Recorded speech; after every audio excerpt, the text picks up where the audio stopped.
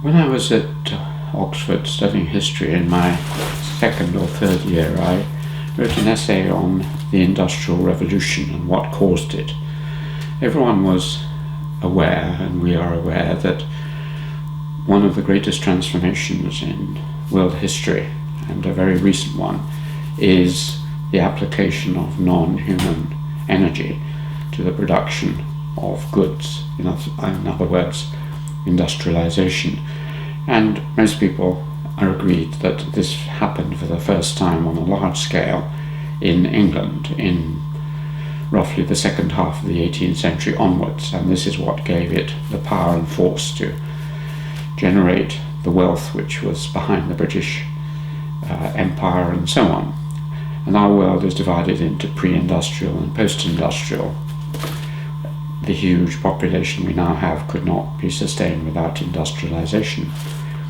But when I wrote the essay and went through all the possible causes of the Industrial Revolution, I found that historians had no answer to the question of why it occurred in England, why it occurred then, etc. They often took it back one stage to something that was absolutely necessary for it, which was the growth of an industrial working class, or the growth of population in England. And in doing so, they were surprised and mystified by another problem, which was, how was it that in England, a huge city, what became the biggest in the world, London, could grow so fast, and then the other industrial cities, without something happening which had always happened before, which was that as you grew in size as a city, the death rates rose, mainly through the pollution of water and waterborne diseases. But this didn't happen. Something happened in the middle of the 18th century which allowed the population to rise, and indeed the death rate to fall across all classes in the period roughly between about 1730-40 and 1800. It was something that Malthus, the great demographer, noticed, that the death rates from waterborne and other diseases had fallen. And this was the absolutely necessary precondition without which an industrial revolution could not have occurred.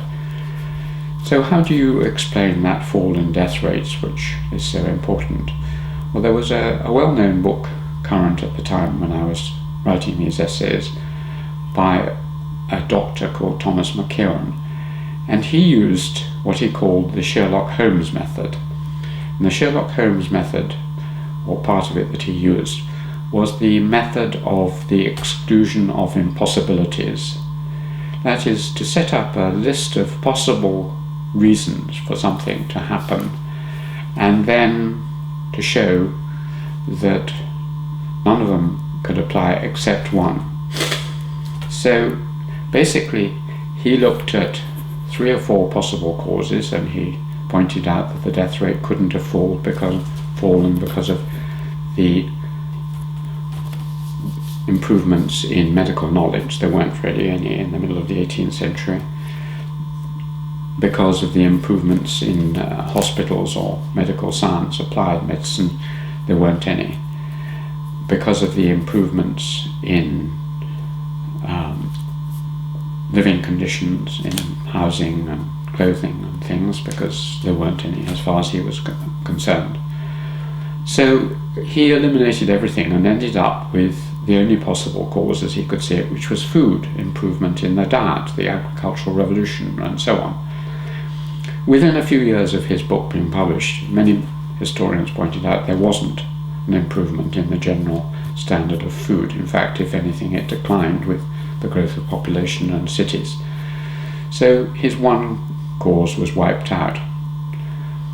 So what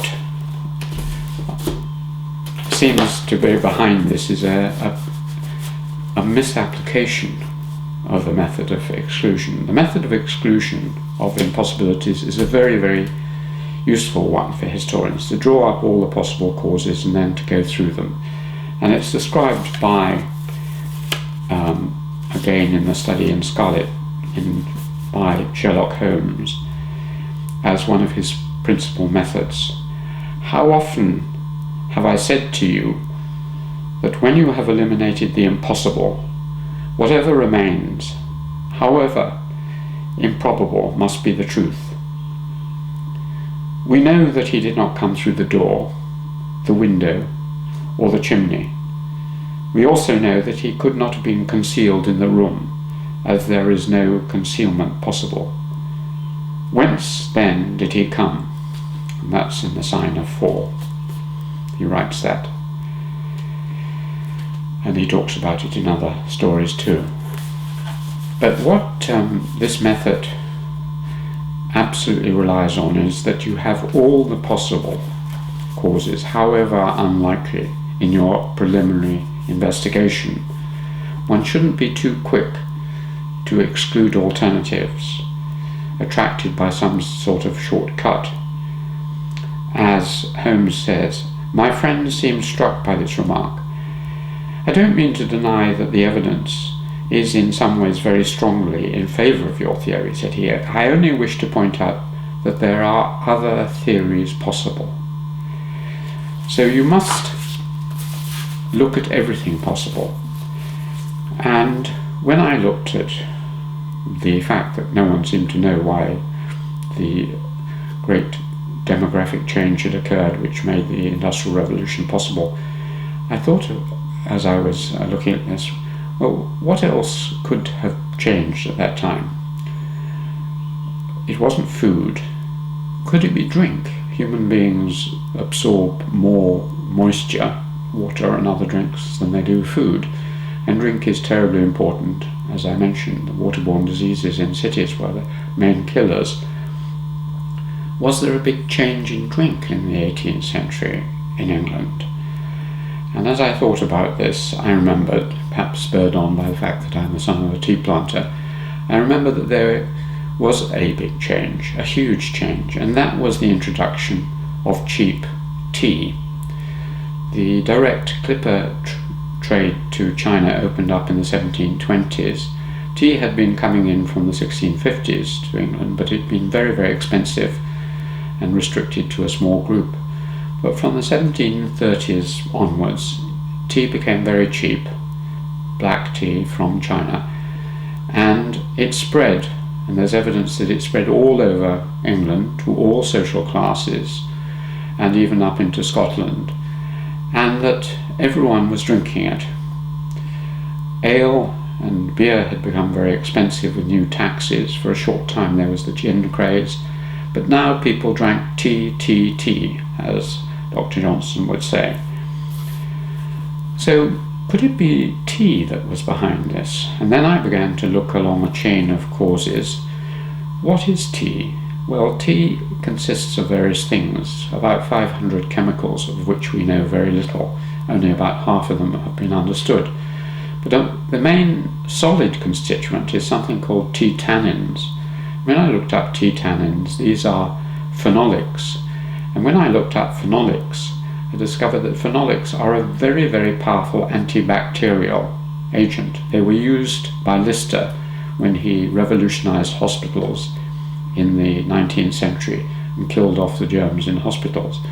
But they're present in tea, so that when, for instance, an American doctor, once a microscope could see germs, put glasses of cold boiled water and tea beside each other and popped into the tea one typhoid and then into another, into the ordinary water typhoid, and did the same experiment with typhoid and cholera and dysentery.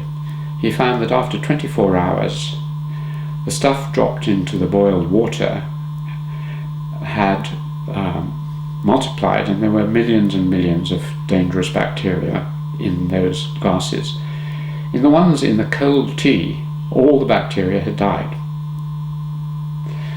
So apart from the boiling of the water when you make tea, which also is helpful, tea cleans out your mouth and your stomach, and it makes it possible for human beings to drink water which would otherwise be very dangerous and not to be killed off with these waterborne diseases. it had had this effect in China very early on, from the 9th century. It had had this effect in Japan, particularly from the 13th, 14th century, and indeed it was a Japanese tract on the healthful properties of tea, and in particular the way it cured stomach disease, which had led me to the clue about the importance of tea. In neither China nor Japan did it lead to an industrial revolution. You need many other things. Tea is not a necessary and sufficient cause of industrialization, but I do believe it was the necessary cause in the first industrial revolution in the world, and it's something which you can find if you include all the possible things before you start excluding them in the method of exclusion which Holmes had advocated. Thank you. And if any of that struck a chord, or you'd be interested to see not only those effects of tea, but are interested in the many social, aesthetic, religious and other effects of tea as a drink, then the book which I wrote with my mother, Iris Macfarlane, called Green Gold, The Empire of Tea, may be just your cup of tea.